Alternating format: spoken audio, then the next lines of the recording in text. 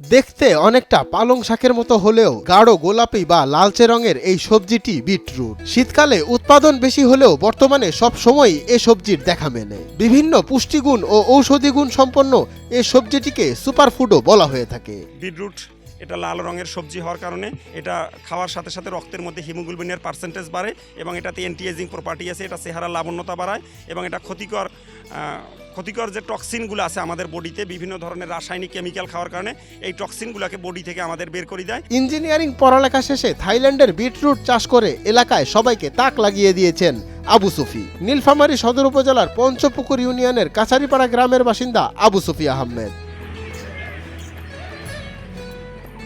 রংপুরের একটি বেসরকারি বিশ্ববিদ্যালয় থেকে ইঞ্জিনিয়ারিং পড়ালেখা শেষ করে নিজেই তৈরি করেছেন ব্যাক টু নেচার নামে একটি কোম্পানি। সেই কোম্পানির মাধ্যমে নিজের চাষাবাদের পণ্য দেশের বিভিন্ন সুপার শপে বিক্রি করছেন তিনি। প্রতিষ্ঠানের নাম হচ্ছে ব্যাক টু নেচার লিমিটেড।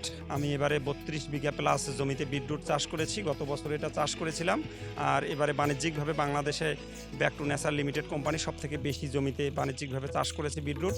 বাবা কৃষক হওয়ায় কৃষি পেশার ওপর তার রয়েছে সম্মান ও ভালো লাগা। আর এই ভালো লাগা থেকেই প্রথমবার 52 শতক জমিতে পরীক্ষামূলকভাবে উচ্চ ফলনশীল বিটরুট চাষ করে এবং তারপর 11 একর জমিতে চাষ করে তাক লাগিয়ে দিয়েছেন তিনি। আমি এটা বাণিজ্যিকভাবে চাষ করেছি। এটা মূলত 1 বিঘা জমিতে এবারে আমার 40,000 টাকার মতো খরচ হয়েছে। আর যদি আমি এটা পাউডার ফরম্যাটে নিয়ে যাই, আমি তো পাউডার ফরম্যাটে মার্কেটিং করি গোটা বাংলাদেশে, খুচরা এবং পাইকারি। পাউডার ফরম্যাটে করলে এটা ঘরে তোলা পর্যন্ত 80,000 টাকা খরচ পড়বে। আবু সুফির এই সফলতা দেখে গ্রামের অনেকেই পাচ্ছেন অনুপ্রেরণা।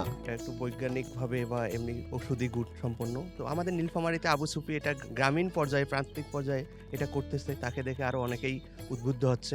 এটা আমাদের এলাকার জন্য ভালো, এরকম তরুণ উদ্যোক্তাকে তৈরি করতে সহায়তা করবে। এজন্য আবু সুফিয়ানের কাছে আমরা কৃতজ্ঞতা প্রকাশ করতে পারি। এই ওষুধি ফলটা আমরা হাতের কাছেও পাচ্ছি, সেই সাথে অনেক উদ্যোক্তাও তাকে দেখে তৈরি হচ্ছে। জানা যায় বীজ রোপণের 2 মাস পর মাটির নিচে হয় এ সবজি। প্রতিটির ওজন হয় গড়ে 200 গ্রাম থেকে আধা কেজি পর্যন্ত। সালাদ, সবজি ও জুসের জন্য এ সবজিটির বেশ কদর রয়েছে। ব্যানার, প্যানাফেক্স, ফেস্টুন এবং বিভিন্নভাবে আমি কথা বলেই মানুষকে বলতেছি এবং ডাক্তারেরাও বলতেছে, পুষ্টিবিদেরাও বলতেছে, আর যারা ইউটিউবে দেখতেছে, ফেসবুকে দেখতেছে, বিভিন্নভাবে সচেতনতা তৈরি হচ্ছে। মঞ্জুর এ মাওলা, নয়া দিগন্ত।